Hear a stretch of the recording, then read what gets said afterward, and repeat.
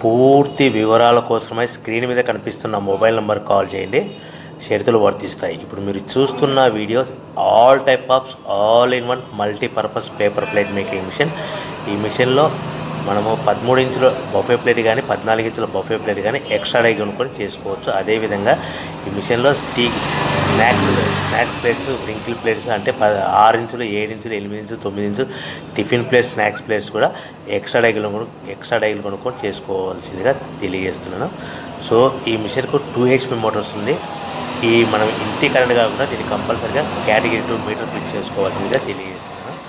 So మనము ఈ మిషన్లో బేరింగ్ డైల్ అంటే 13 ఇంచులు కానీ 14 ఇంచులు కానీ మనకు నచ్చిన డైలీ ఎక్స్ట్రా డై కొనుక్కొని బఫే ప్లేట్ తయారు చేసుకోవచ్చు. అట్ ద సేమ్ టైం చిన్న చిన్న కప్పులు కూడా తయారు చేసుకోవచ్చు.